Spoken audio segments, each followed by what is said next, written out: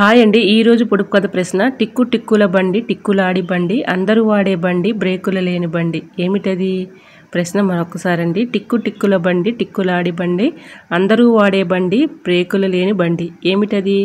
తెలిస్తే కమెంట్ సెక్షన్లో తప్పకుండా కమెంట్ చేయండి ఫ్రెండ్స్. హాయ్ అండి, నమస్తే. నేను Jhansi. Welcome to our channel Jhansi cooking gardening vlogs.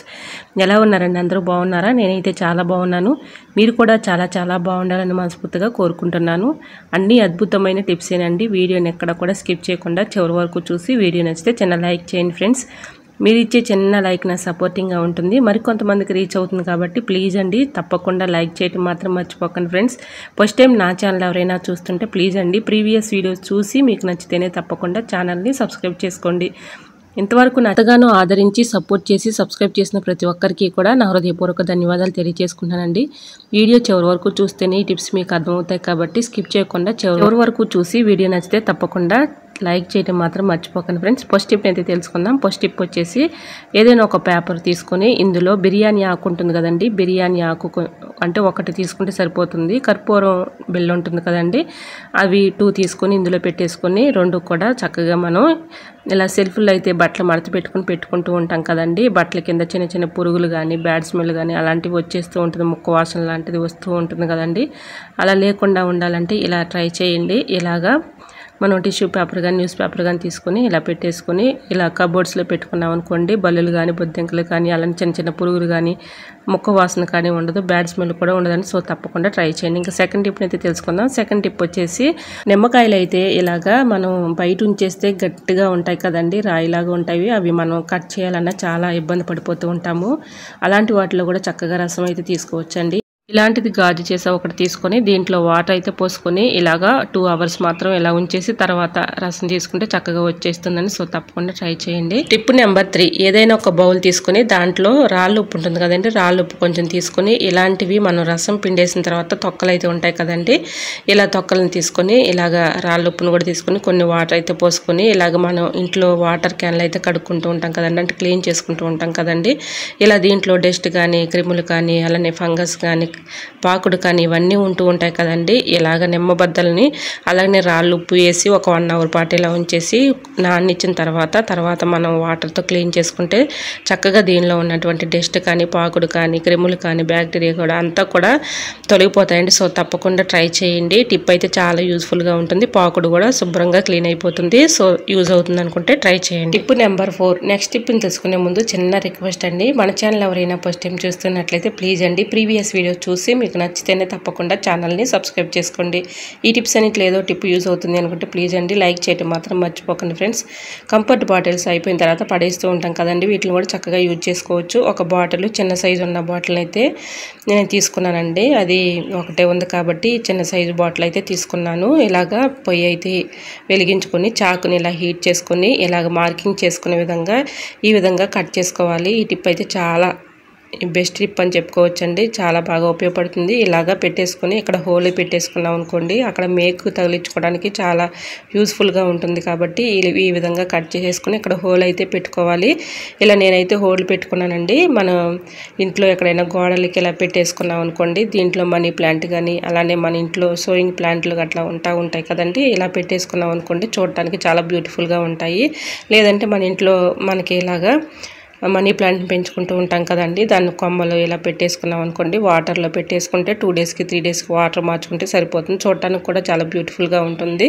చూసారా ఎంత నీట్గా ఉందో? ఈ విధంగా ట్రై చేయండి. ఇంకో కొంచెం పెద్ద సైజు బాటిల్ అయితే కట్ చేసుకొని మనం ఛార్జర్ మొబైల్కి అయితే ఛార్జర్ పెట్టుకుంటూ ఉంటాం కదండి, గోడకి అలా పెట్టేసుకోవచ్చు. సో తప్పకుండా ట్రై చేయండి. టిప్ నెంబర్ 5, ఇంట్లో అయితే డస్ట్ అంతా కూడా ఇలా చాట్లోకి ఎత్తుకుంటూ ఉంటాం కదండి, మనం వాస్తవాను ఈ చాటను క్లీన్ చేసే పని లేకుండా ఇలా కవర్ని పెట్టేసుకున్నాం అనుకోండి, ఇలాగ డస్ట్ అంతా ఇలాగ మనం చాట్లోకి ఊడ్చుకున్నాం అనుకోండి, అస్తమానం క్లీన్ చేసే పని లేకుండా ఇలా కవర్ వేసుకోవడం వల్ల మనకి చాలా బాగా ఉపయోగపడుతుంది. మన పని ఈజీగా అవుతుంది, ఎక్కువ కష్టం కూడా ఉండదు. సో తప్పకుండా ట్రై చేయండి. టిప్ నెంబర్ 6, ఏదైనా ఒక ఎడల్పు లాంటి బౌల్ తీసుకొని దీంట్లో 1 స్పూన్ అయితే సాల్ట్ వేసుకున్నానండి. అందులోనే షాంపూ ఉంటుంది కదండి, షాంపూ మనం యూజ్ చేసుకునే షాంపూ ఏ షాంపూ అయినా ఇలాగా ప్యాకెట్ తీసుకొని దాంట్లో సగం అయితే వేసుకొని ఇలాగ కొన్ని వాటర్ అయితే పోసుకోవాలండి. ఇలా కొన్ని వాటర్ అయితే పోసుకొని మనం కొత్తగా కొన్నటువంటి బట్టలు కానీ, నైటీలు కానీ, డ్రెస్సెస్ కానీ, బ్లౌజెస్ కానీ, షర్ట్లు కానీ ఒక్కొక్కసారి కొత్తవి రంగు అంటే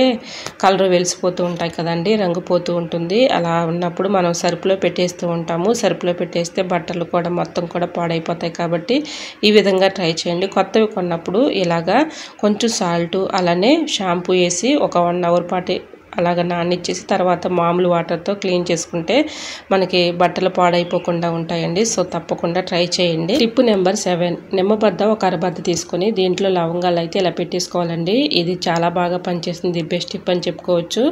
ఇలాగ నిమ్మబద్ద మీద ఇలా లవంగాలు ఒక 4-5 తీసుకొని ఇలా గుచ్చేసుకొని మన ఫ్రిడ్జ్లో అయితే ఫుడ్ ఐటమ్స్ పెడుతూ ఉంటాం కదండి, బ్యాడ్ స్మెల్ వచ్చేస్తూ ఉంటుంది.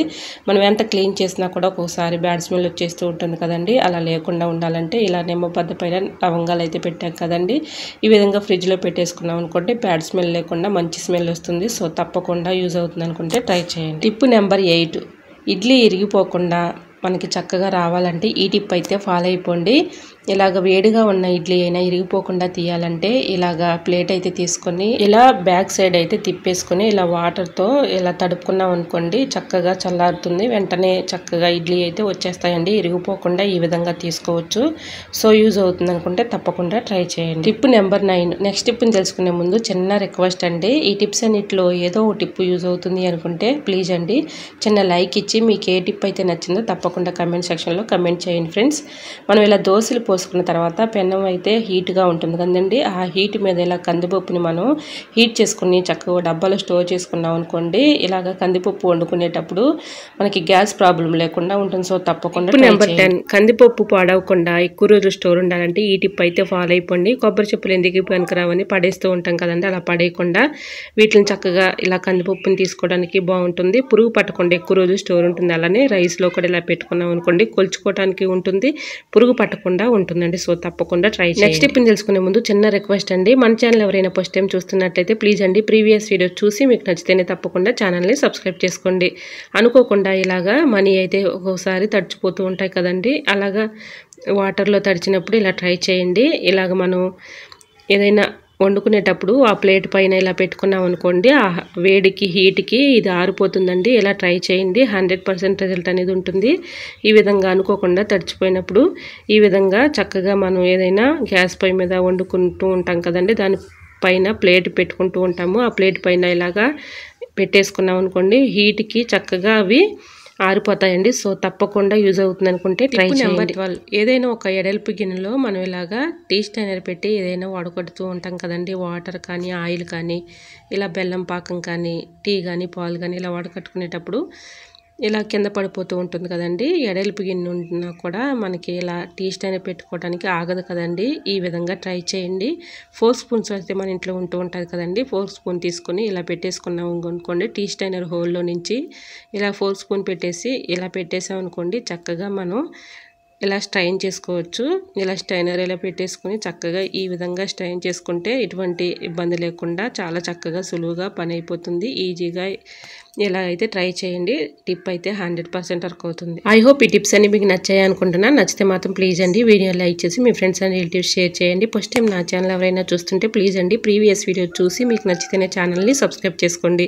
ఈ టిప్స్ అన్నిట్లో ఏదో టిప్ యూజ్ అవుతుంది అనుకుంటే ప్లీజ్ అండి వీడియోని లైక్ చేసి మీ ఫ్రెండ్స్ అండ్ రిలేటివ్స్ షేర్ చేయండి. ఎలా వచ్చింది అనేది కూడా ఏ టిప్ అయితే మీకు నచ్చిందో తప్పకుండా కమెంట్ సెక్షన్లో కమెంట్ చేయండి ఫ్రెండ్స్. ఈ రోజు అడిగిన పొడుపు కథ ప్రశ్న కూడా ఆన్సర్ తెలిస్తే తప్పకుండా కమెంట్ సెక్షన్లో కమెంట్ చేయండి ఫ్రెండ్స్. ఎంతవరకు నా ఛానల్ ఎంతగానో ఆదరించి సపోర్ట్ చేసి సబ్స్క్రైబ్ చేసిన ప్రతి ఒక్కరికి కూడా నా హృదయపూర్వక ధన్యవాదాలు తెలియజేసుకున్నానండి. ఇలానే సపోర్ట్ చేయండి. ఛానల్లో ఇంకా రోజు కూడా మంచి మంచి టిప్స్ అయితే షేర్ చేస్తూ ఉంటానండి.